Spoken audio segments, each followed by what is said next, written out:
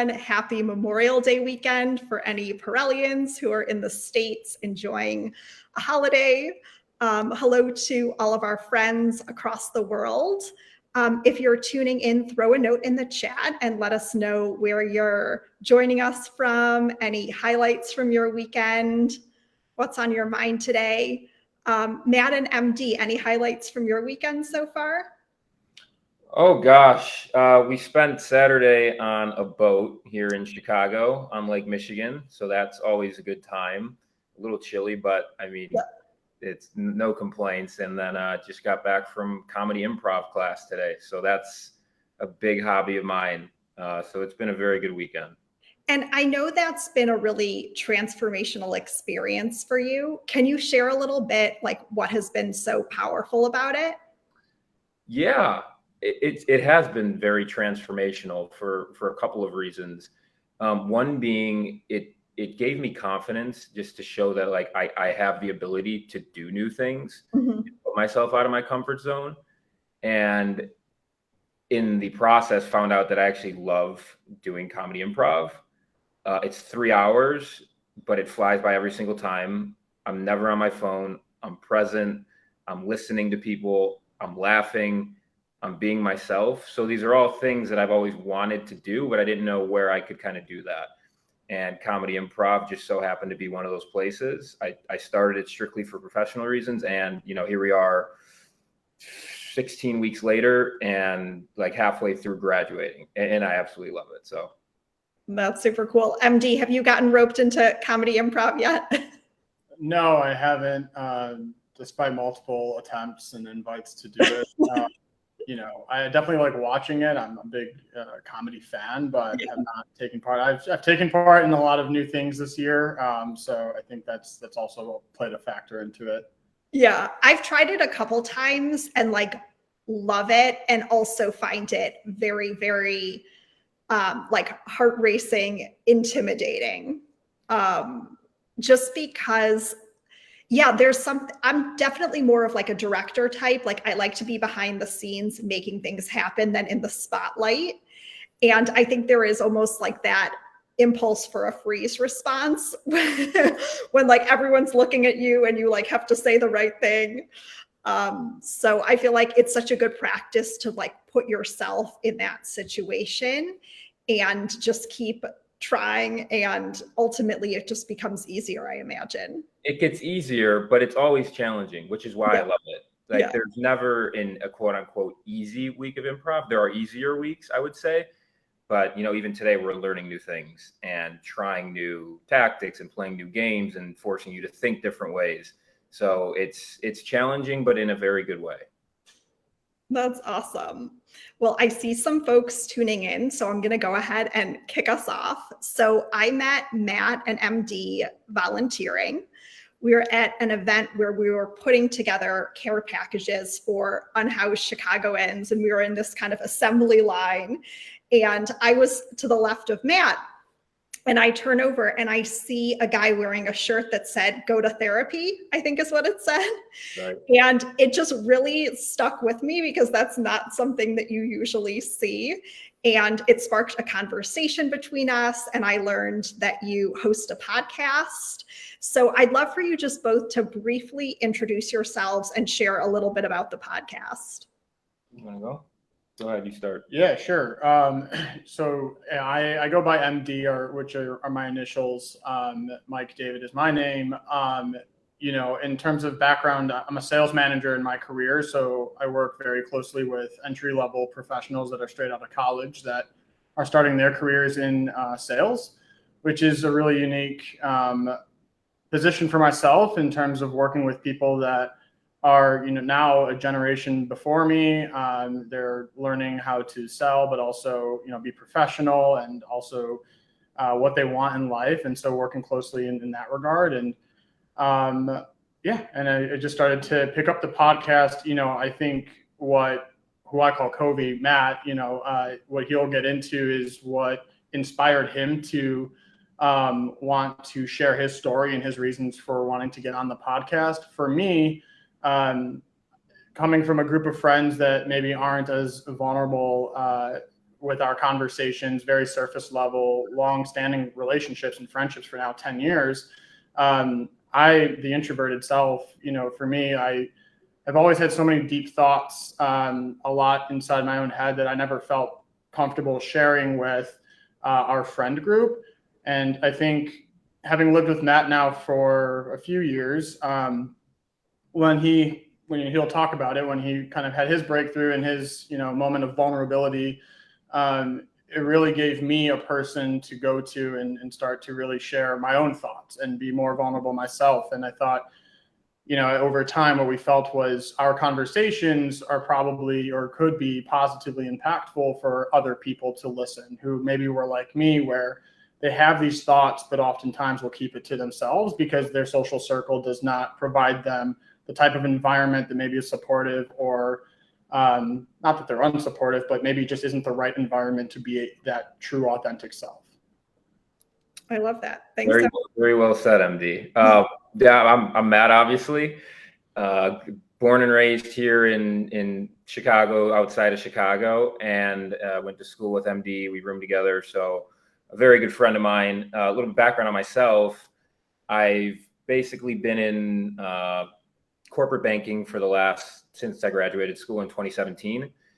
A place of, I think, a good job, but one that I maybe don't feel always super fulfilled by, but didn't really know kind of what I wanted to do. So it was kind of, okay, this is kind of what I was set out to do, or at least what I thought. And had struggled with my mental health for a long time. Some of it not realizing it as I became more self-aware, as I think you kind of naturally do as you kind of get older and kind of start to realize who you are. I got to a point where, I guess just for reference, like I did this thing, kind of this cloud over my head was my sexuality. And there was a point where I didn't know this is what was causing a lot of shame and guilt and just anger and insecurity. And as kind of becoming more self-aware of who I was, the first step was accepting it, and so, I told my sisters one day, I think I texted them, and I had hit it so well that the reaction was like, "Are you joking with us right now?" kind of thing, that's how well I had hit it. And with hiding something for that quote unquote well comes a lot of, there's a lot of negative emotions and feelings and stuff that comes with it. And so, that was kind of my introduction to therapy. My sister was like, "Hey, maybe you should do therapy." And I know I had a very stigma associated with therapy.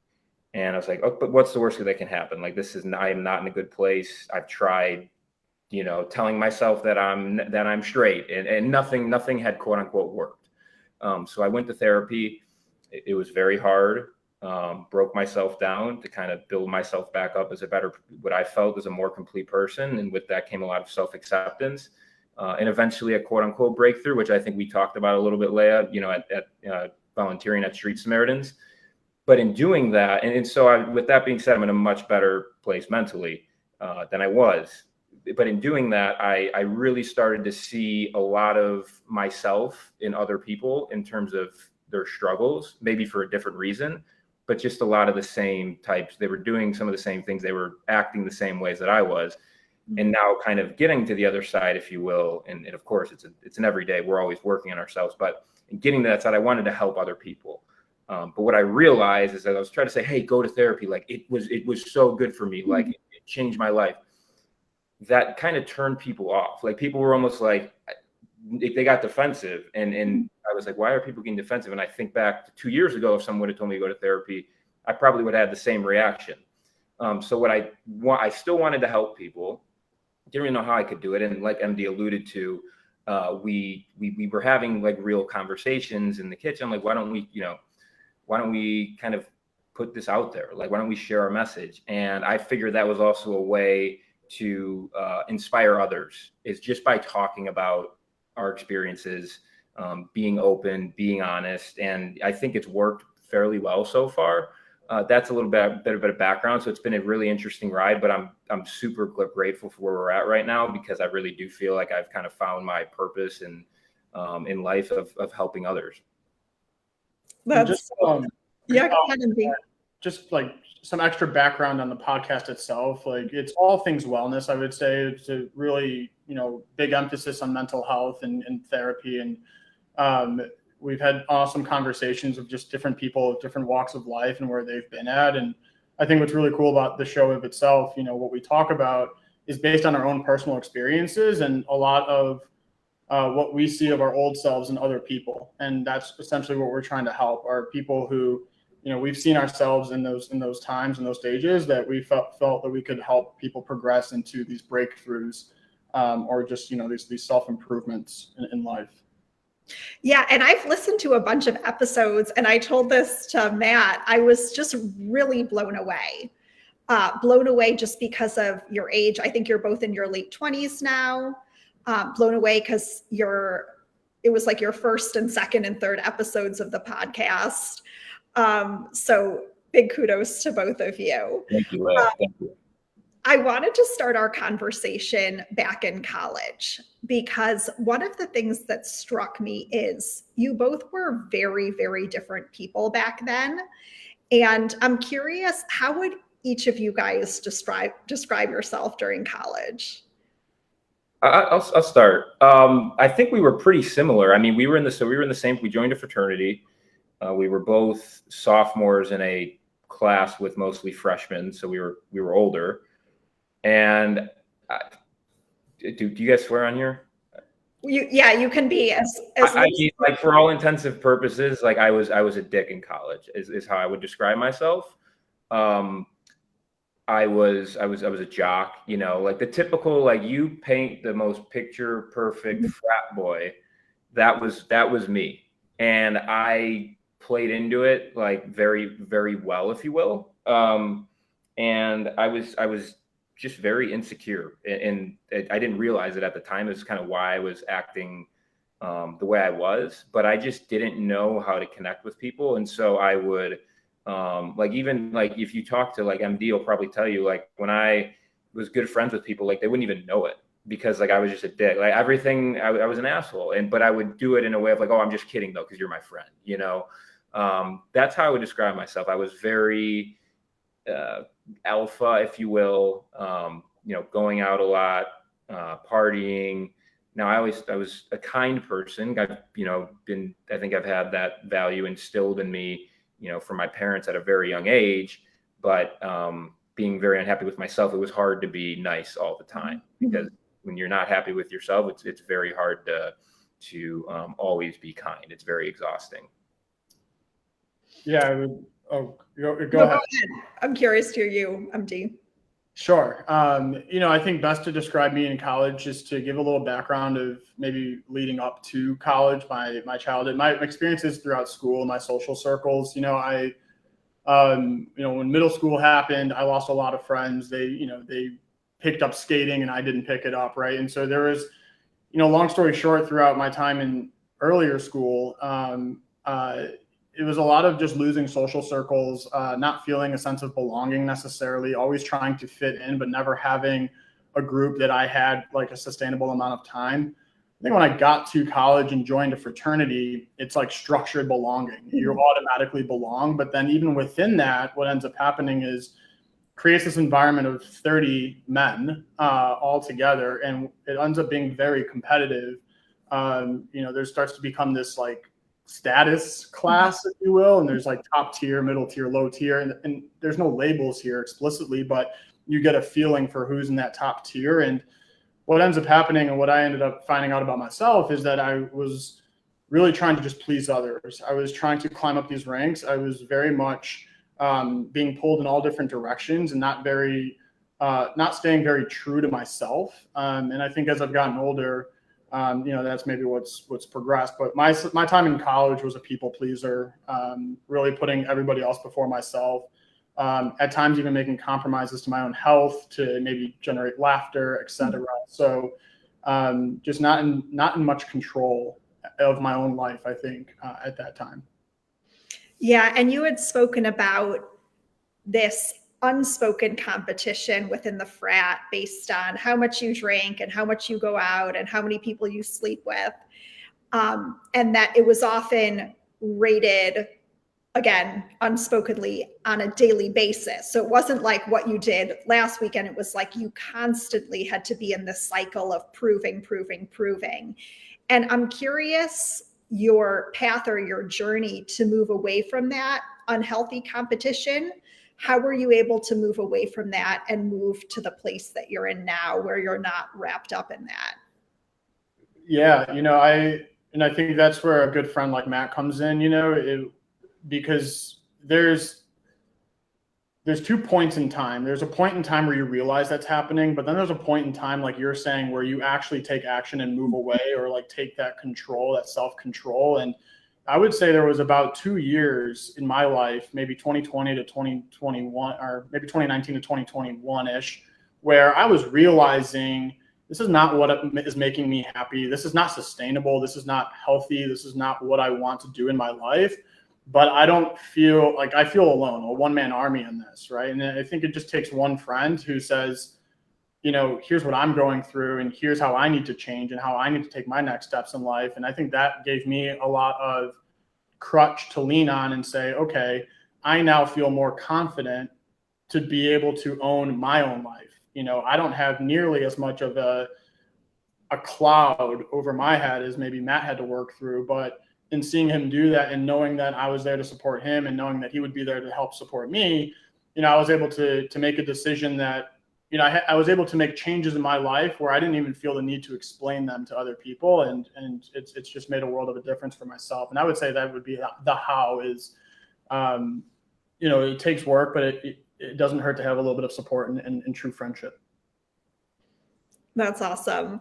And Matt, you had spoken about this hierarchy or pecking order within the frat. And upon reflecting, I think this was in episode 1, you were talking about how there were some people that you weren't necessarily your best self to, like, the quote unquote unpopular kids, and that you found relief in like looking them up online and like they're really doing all right and everything's okay. But I'm curious if you've ever thought, as you've been going through this mental health journey and transformation journey, would you ever reach out to them and just share a little bit about the journey you've been on and either like wish them well or just kind of like extend warmth or apologize or any of those?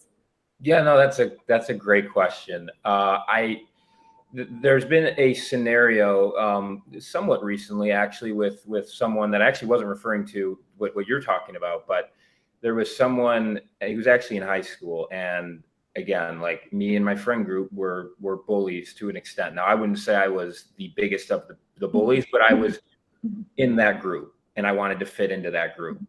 And there was a kid that got constantly bullied. He was on, our basketball team. And, looking back, like, I think I even did, like, even before I started my self kind of discovery process, I think I reached out just because we were so bad. Like, hey, dude, like, sorry. But it wasn't as sincere as it probably should have been. And he reached out to my cousin maybe a month ago, who's also my best friend, my cousin, and said like, hey, is Matt being like serious with all this mental health stuff with this podcast? Like, it doesn't seem like him at all.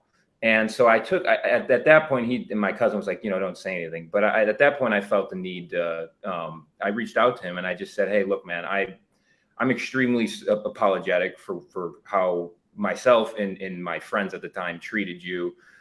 It was out of insecurity. It wasn't about you. It was, much deeper rooted than that. And like, you ever want to catch up or talk about anything, like, I'm more than willing to do it. And he was like, no, I really appreciate you reaching out.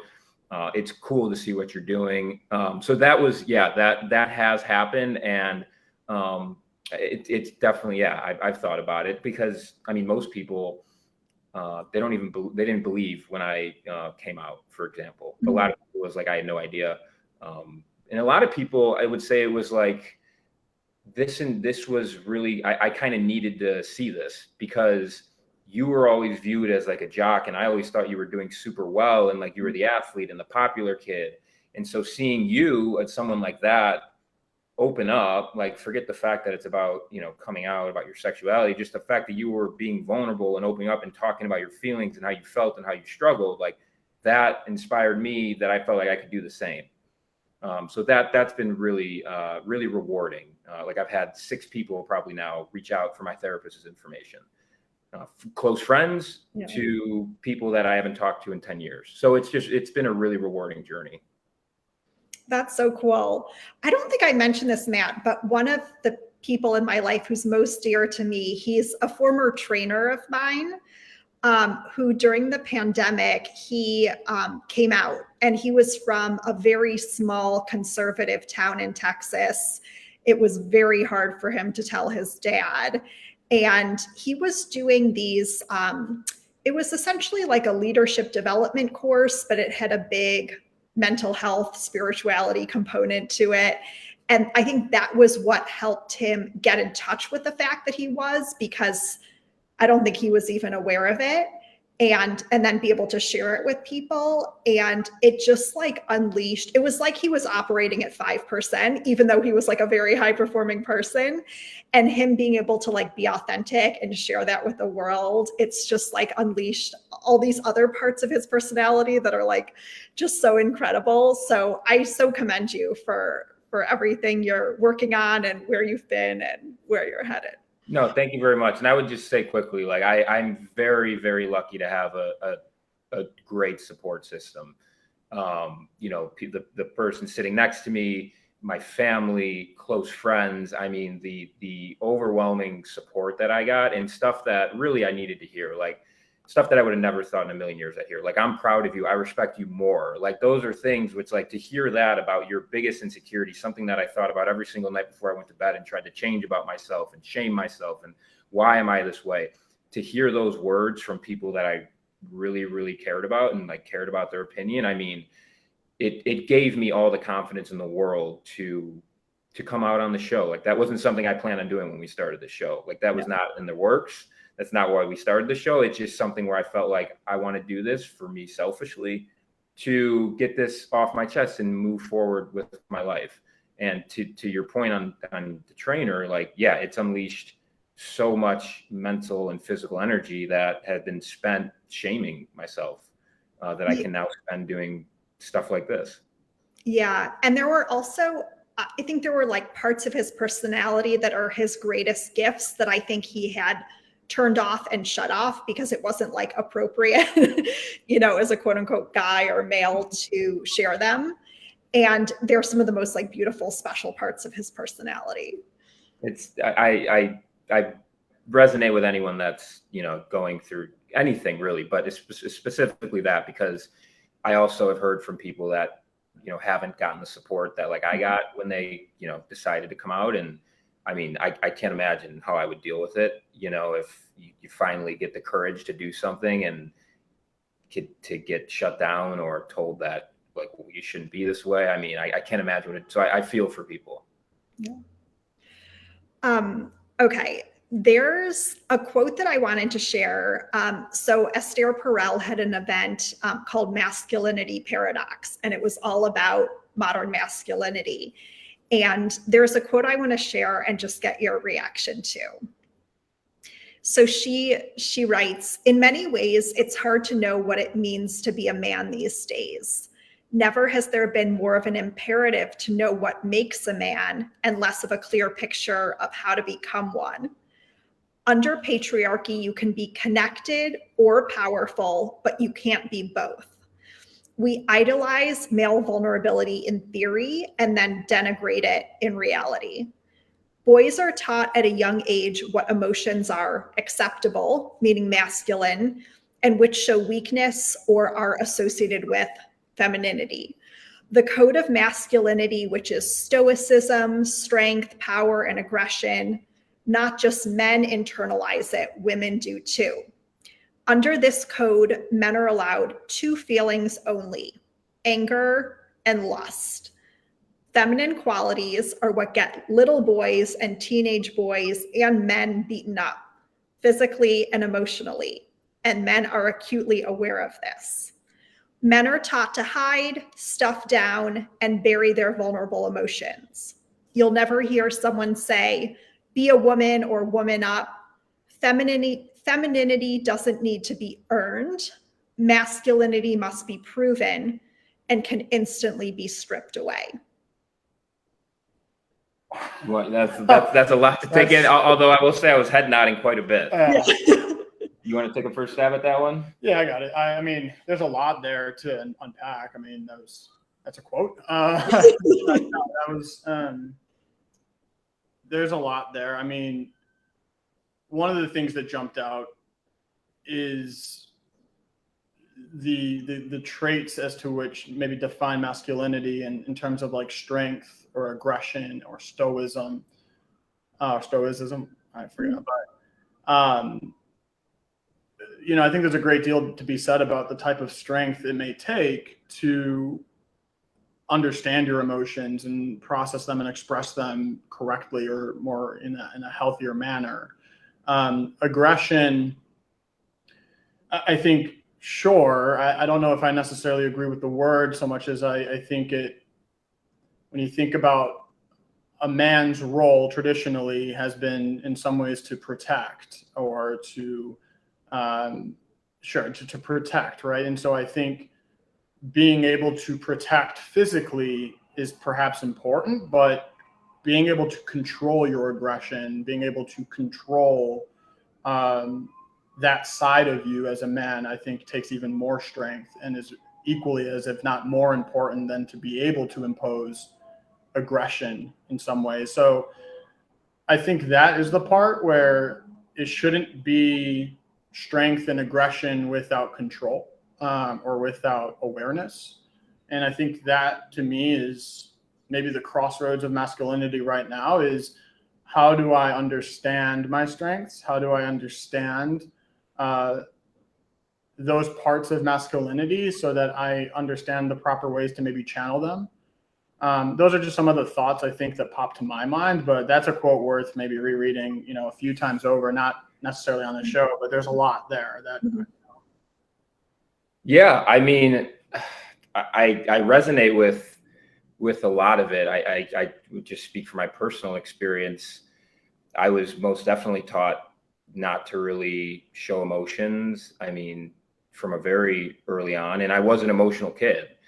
And so being an emotional kid and then being told you're not supposed to be showing these emotions was challenging and probably led to kind of why I was internalizing so much to begin with. And I will just say that I think to her point that vulnerability is a sign of strength, whether it's coming from a man or a woman. I think admitting that like you're it's okay to like basically not be okay. I think that's really important. And I think that men need to hear that. Like, I think men need to hear that, yes, you need to be, you should be capable. I mean, so should women. I think everyone should be capable, but you should also be able to like to say how you feel. I think that's super important because I think it leads to really detrimental outcomes when you feel that you can't talk about how you feel, good or bad. Like sometimes I have good stuff I want to say to people, and and I didn't really want to even do that before I kind of had my whole journey. So I think it's just really important to have real conversations, to be yourself, to be honest, all things that I think, I mean, I think it goes for both men and women. Like, I think it's very hard for both people. I think it's obviously more accepted in society for women. But I'll say, like, in kind of my self journey, I've been able to kind of crack some of my friends a little bit, if you will. Like, I am very comfortable with myself now. So I will start conversations like, hey, not even something that requires a ton of vulnerability, but like, hey, what are your goals this year? Something that just makes you think, like, oh, I didn't even think about my goals. Like, what are my goals? And they might talk about it. And then that might lead them to feel like they're a little bit more comfortable to talk about something else in their life. So it's just like, it's normalizing those types of conversations, specifically for men, because as someone that basically compartmentalized every single emotion I ever had for 26 years of my life, like I could see firsthand what it does to you. I would also add, just thinking over the quote some more, it talks about like the strength and the pressure that people put on you to be masculine, that's a very real thing. It's why, you know, coming out with a sexuality that isn't heterosexual is so difficult, because of the arena or the environment that you find yourself in. It doesn't condone that, right? Because I think there are these perceptions of weakness or not being tough enough that you're always trying to appease. And I think the paradox there is that I think as we move to an age where mental health is becoming more spotlit and there's more of an emphasis on how to do things in a more healthy manner, I think we should start to ask questions like, why is crying perceived as weakness? Or why is expressing any emotion perceived as weakness? Does that truly actually make you weak? You know, what are your definitions of a man being weak? You know, if you think physically, for example, well, crying should not make you any physically weaker, you know, for example. So that's just one example where I think we should start to really ask, you know, this idea of stone face or not being fazed by something is seen as strength. Why? Whereas expressing emotion is seen as weakness. Well, why? And I think that's what we have to start to ask, is really challenging long-rooted and established perceptions, or how we're perceiving, you know, certain behaviors of a man, and really trying to understand what is actual weakness and what is actual strength. When you bring up these words, and in what context are you bringing these up in? Yeah. There was an amazing documentary called The Mask You Live In. Have you guys heard of it? Have not, but I was very intrigued by the name. So it's all about the messages that boys and men grow up with, and it unpacks all of them. And I feel like that could make a really interesting episode of Men in the Arena, where you're discussing the film and some of the messages. Leia, you're doing the work for us. I'd love to do that. Okay, amazing. So I want to move on to one of my favorite moments in the Men in the Arena podcast, which is MD's share about his dad and his dad, what your dad said. Can you share that story with us?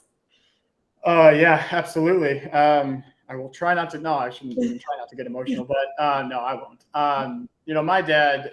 So him and I, we have a really strong relationship. You know, he grew up a very traditional man, in a sense that, like, his role in the family was to provide, protect, not show emotions, not really, you know, express how he's feeling. Of my family, I know the least about him, and that's intentional. That's by design. That's just who he is. And, you know, he would go through the motions. You know, he'd write in my birthday card, you know, a few words. I knew it always meant a lot. I think he did a lot as a father to show his love for me, but one of the ways was not through his words. It was not to express it as maybe my mother would, or even my sister. So the story you're alluding to, for everyone, you know, listening, you know, one of the things that we had in common was our passion for bodybuilding or physical fitness. And, you know, he was a bodybuilder when he was around my age and really took to that. And so as I've started to pick that up, and I've been doing that actually for the last 10 plus years now, 12 years, there was a moment where we would jokingly just exchange, you know, I would send him a photo of my progress, right? Like I'm flexing in the mirror or something. And there was this one particular day where I was asking him for a picture of him when he was my age or around my age, so I could show my friends just like how great he was at bodybuilding. And, you know, he couldn't find the picture, and he's like, oh, you know, like I couldn't find it. Why are you asking? And, you know, at the time I didn't want him to know that I was going to share it with my friends. So, you know, I'm kind of admitting to a small white lie. I was also curious to see the picture for my selfish reasons. But what I told him was, selfishly, I just wanted to see where he was at with my age versus where I'm at. And I'm just trying to understand, like, who's better comparatively. And, you know, he concluded and said, hey, look, I can't find the picture. But he said something along the lines of, like, but you're bigger, you're taller, you're better, like, now than I was. And he said, I'm proud of you. And it was over text, and it was while I was at the gym, and I read the text, and even now I still feel it. It's just so powerful hearing that from him in a context that wasn't structured, like a graduation or a birthday or anything of that nature. And like, he had never previously had said he's proud of me for something that was, I don't know, important to both of us, but it wasn't like, a promotion or anything that, it wasn't anything like, when someone sneezes and you say, God bless you, for him, he did not have to say that. And that's the first time I felt like at a moment where he didn't have to say he's proud of me, he did.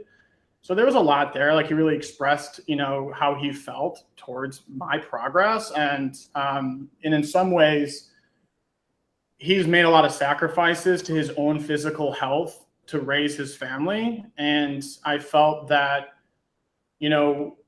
in some ways that was me in paying it back, saying, hey, I've made the most of my opportunity that you sacrificed and traded away so that I could have the opportunity to even be in this position. And so it just, in that moment, felt like I kind of tied it all together and made him proud that what he traded away, in some ways paid dividend. Yeah. I mean, it's such a beautiful story. And I'm curious, I know that moment happened like in the middle of the gym in a very public place, but I'm curious, like, did you ever share episode 1 with him or tell him the impact of what that meant to you? I've not. You got some homework to do. I know. I think about that. It's weird. It's almost like you're reading my mind in some ways.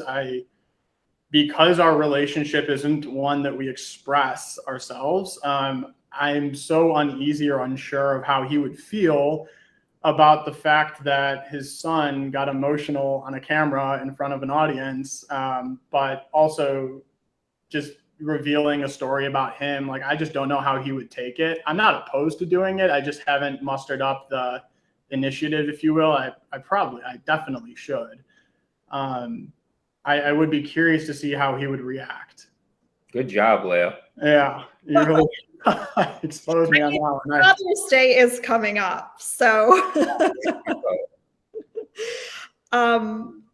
you had said in that episode, it's hard to explain why that made me emotional unless you know my relationship with my father. Can you share a little bit about your relationship with your dad? Yeah, he's introverted as a person. And, his relationship with our family was, he worked a lot of hours. He works very long hours, 5 days a week. And, as I started to go through, high school or college, there wasn't a lot of father-son activities really at all. Maybe a ball game once every few years together, but we don't actually do anything just together. It's always been with my family because his days off are the time where my entire family gets time with him. And so we've always done something as 4 people. So there's very minimal that we share, just between us. And it's usually about, a White Sox game or the scores of the sports that we root for together.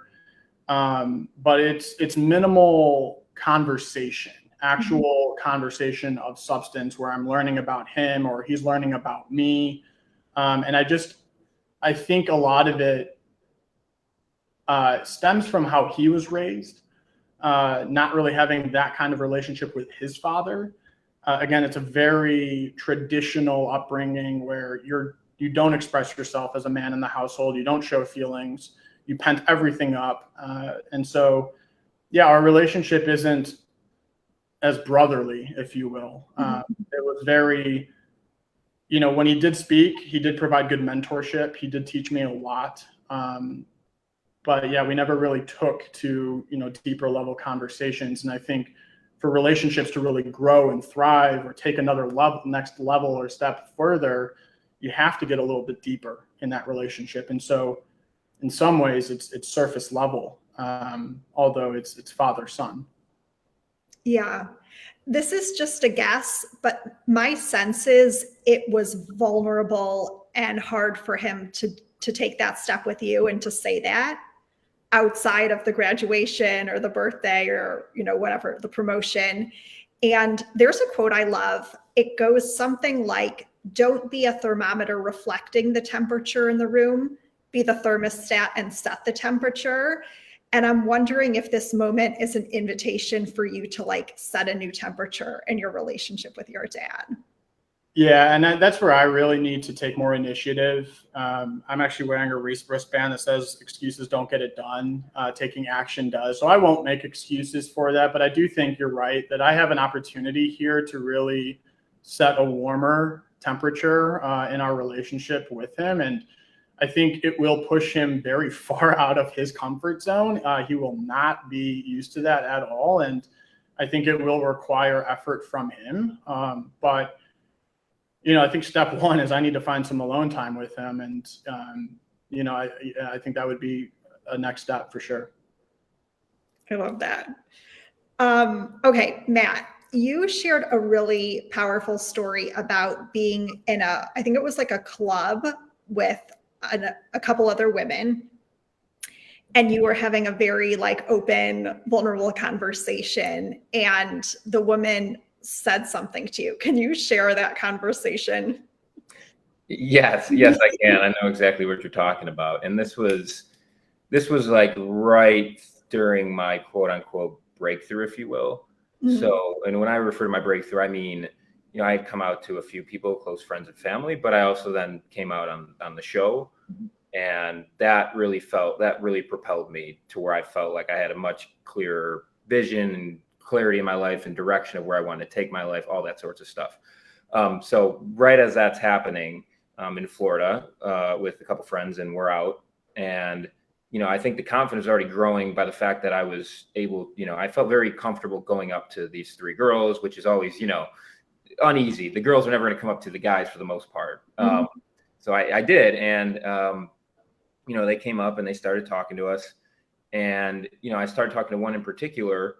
And, we started talking about real life, which is just what I love to do now. Like, that's what gets me energized. And if someone doesn't want to go there, like, I totally understand, but that's not normally the conversation for me.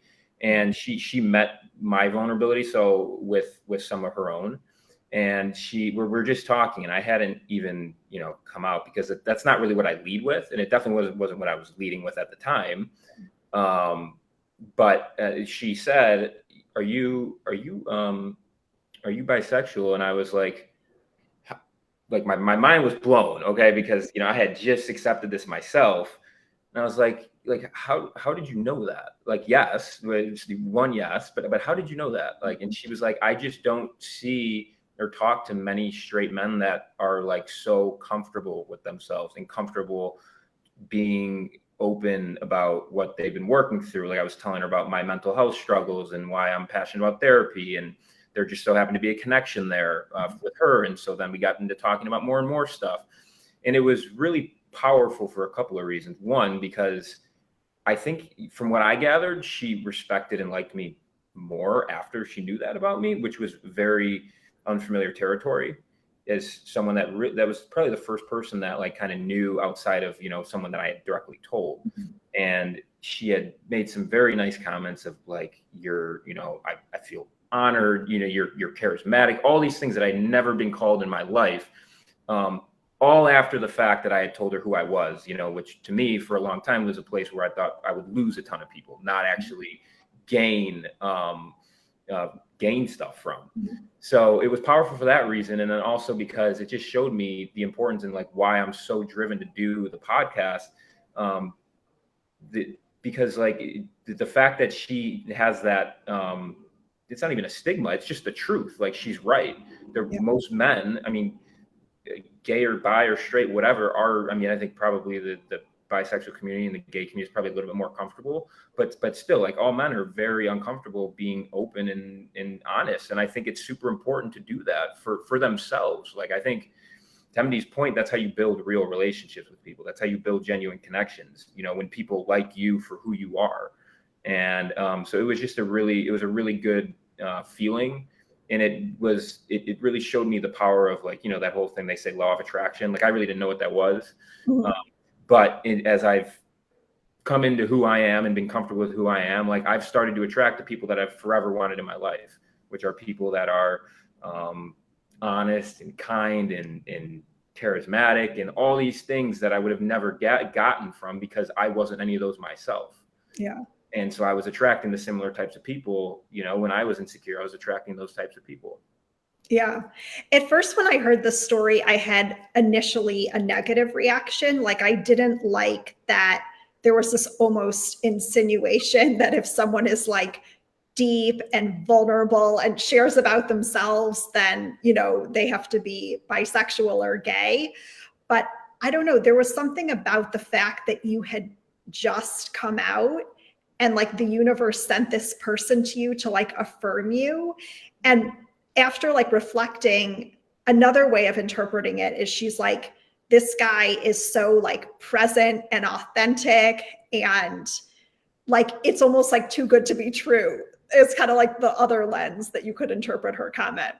Yeah, no, absolutely. And like that, I've been able to kind of set values for myself. And one of them is authenticity. And it's because I was so unauthentic to myself and other people for my whole life. And that is just one thing that I'm not willing to compromise on. Regardless of the situation, regardless of where I'm at, like I'm going to be my authentic self. And if I don't feel like I can be, then that's not a situation I'm going to put myself in. And that's part of like this whole process has been kind of building my friend circle a little bit, because, for maybe the right reasons or the wrong reasons, there are groups of people and places that I don't feel like I can really be myself. And, that could be a me problem, but I'm going to put myself in positions where I feel like I can. And I'm still, obviously it's a work in process of, accepting yourself and just becoming the best version of yourself. But I'm very committed to putting myself in places where I feel accepted and I feel that I can be myself. Yeah, that's so smart. If I could add. Yeah, definitely. Anytime I hear that story, the takeaway for me is his behavior at that time. It was less a representation of his sexuality. I think it was more a reflection of how men are like traditionally, right? I think my takeaway is like, wow, are we really that closed up that the moment a man goes and is more just vulnerable or goes a step layer deeper in conversation, all of a sudden we have to question their sexuality? To me, that's more of a flag of, for you heterosexual men out there, like, what are we doing? How are we this closed up where we are making somebody question somebody's sexuality based on them being more authentic? Yeah. That's another really great point. I took it as a positive, to be honest. I was so like, just, I was like first overwhelmed, but also, the fact that this person accepted me for who I was really, really powerful for me. That's super cool. Okay, great. So we're getting to the end of our conversation. I want to do a couple lightning round questions. Ooh, love those. So the first is, I'm curious. So we'll use the analogy of the arena. I'm curious who some of your arena role models are, whether that's around like vulnerability or authenticity or self-awareness or growth. Oh man, I have a couple. Jay Shetty for sure is one of them. He is someone that I think is just very, very enlightened, through his time as, a monk, and kind of has a similar story where he was in investment banking because his parents told him to go into that kind of industry, and to kind of go that route and follow his calling, if you will. It just really resonated with me, and I love his podcast. I think what he's doing, I got to meet him, he came and visited, or he came and he's actually touring. I don't know if he still is, but he was. And it was just such an incredible show. I would say the other couple are, I really like The Rock. I think he's a really good role model. I think he's kind of the epitome of like the most masculine looking guy ever, but he's also extremely vulnerable. And I think that's just so important. I think he's just a great role model for the men's, actually all communities. Those are a couple. I also, Kevin Hart's another one. A lot of these self-made, entrepreneurial, but also people that, like, Kevin Hart has messed up plenty of times in his life, but he's open about it. And he said, yeah, I fucked up plenty of times in my life, but that's me. I'm human, and like I've learned from it, and this is who I am today. So those are a few for me. I love it. I love Kevin's podcast. If you've ever listened to, I think he originally called it Comedy Gold Mines, and now it's just Gold Mines. I didn't know he had one. No, I will have to give that a listen, because every podcast he goes on, like he's gone on to Jay Shetty, a couple others, I listen to them. Yeah, he has his own. It's really fun. What about you, MD? Yeah, I would echo James Shetty. Jay Shetty, sorry. I was two names in one. My next person is James. I would echo Jay Shetty. The next person is James Clear, author of Atomic Habits. Yeah, definitely. I recommend the book. It's been pivotal in helping me take control of my life. I kind of alluded earlier to letting life come at me versus taking control of my life. And I think that book is quite literally a 200-something page guide of how to do that. And then lastly, there's a podcaster by the name of Chris Williamson. Don't know if we've heard of him, but he speaks to just health and wellness in sort of a masculine or masculinity type lens, but everything from meditation to morning routine, and just has pretty cool statistics. But I think his outlook tends to resonate with my own as I kind of continue my own little journey here. Awesome. Okay, next question. What is the next arena for each of you to step into? Wow, that's a great question. Gosh, I guess I'll just be super vulnerable on the show, right? I mean, I preach vulnerability. I preach authenticity. I mean, as it comes to like my dating life, I think there's that side of like self-discovery for me that I still need to address. So that is something that I need to do. Like I'd like to go out with a guy at some point. It's something I haven't done. It's something I'd like to do for myself, just to see, kind of what happens. So that's a very uncomfortable and new arena for me, but one that I know I'm confident, I'll get there when the time's right. And then honestly, I comedy improv, I'm taking it a step up. I think I'm going to start performing here over the next few months. So that's getting actually up on stage is going to be interesting, but I'm super excited for it. I love improv. I love the people the community that I built there, and I'm super excited to kind of get up there and perform with them. I love both of those. What about you, MD? Yeah, I have a passion for coaching and development. I always say I've been the better coach than the player at whatever it is I'm participating in. And historically, it's been sports and then sales, and those have both been structured forms of leadership. I think right now I would love to be in an arena full of younger men that are, maybe the college age where I was at when I was, when I would define myself as a different version of myself, where I really could have benefited from maybe mentorship or guidance or some sort of coach that is not so old that is unrelatable, but is old enough to have experience just around the corner of the next 5 to 7 years of what they're going to embark on. And would love to be in a position where I'm speaking broadly to them, and being able to coach their development towards, whatever career goals or life goals that they may have set out for themselves. And I think step one is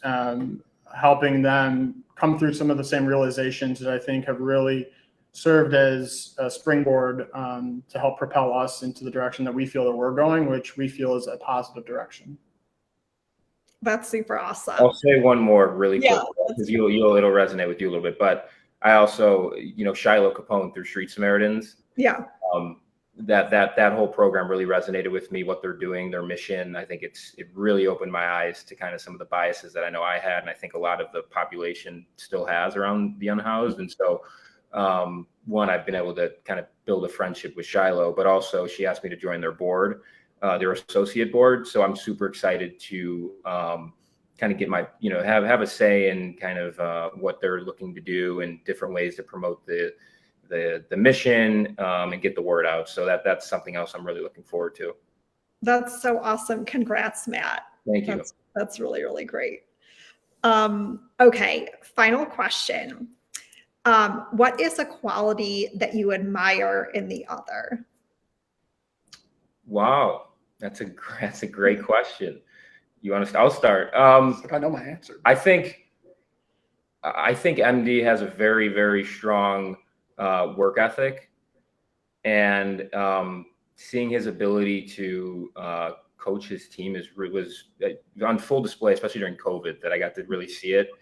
The energy he brings to his job every single day, whether he kind of feels like it some days or not, it's really cool to see. That's something that I've always, been kind of looked up to, because I don't think I have that same drive, if you will, when it comes to my job. And so seeing him show up every single day is super cool. And then I also say, like, more recently, I know MD's kind of taken a step back from like drinking, which was something that I didn't really think I wanted to do, but seeing him do it, it's kind of like a challenge. Like, all right, I guess I kind of got to do it now. And it's opened my eyes to kind of what I really value in life, which is more so my health than it might be drinking as much. And so seeing him do something where most of our other friends, there's a negative connotation associated with it, and doing it anyway is super inspiring. Those are great. Thanks, Matt. I'm like melting over here. I would say Matt's discipline and ability to, and I don't know if there's a word for this, but like ability to stick to routine consistently. I personally am not very routinized. Like, I struggled with keeping up with my assignment notebook in school. I struggled with just any sort of routine that you can think about, and like meal prepping or anything of the like. And I think Matt functions based on routine in some ways. Like, he'll tell you he's very process oriented. He's very by the minute. He's measured with what he does throughout his days. And I realized because of that, he's more punctual. He's more, completed on time with the things that he says he's going to do, where I'm more of the procrastinator. And so I think combination of his discipline but ability to stick to routine has, in some ways, having lived with him, has put like an indirect pressure on myself to try and keep up. And in that, you start to realize, or I started to realize, just how far behind I was. And it's really been a really positive motivation for myself to try to emulate maybe even half as good as Matt is with his discipline around that. I love how you guys egg each other on to be a better version of yourself. It's really admirable. Yeah, I mean, those are the types of people you want in your life, right? I mean, that's when I said I'm kind of rebuilding my circle. Is I want to put people around me that I am inspired by, that challenge me to be a better person. There are people that have been in my life through association, whether college and high school, that maybe are going a different direction in life. And I struggled with kind of separating myself from those people. And like, that's okay. Like, everyone's got their own path, but I am very aware of where I want to go with my life and the people I need to put myself around. And so we say it all the time on the show, but you are really a product of your own environment. And so having someone you live with that is challenging you to be a better person every day it goes a really long way.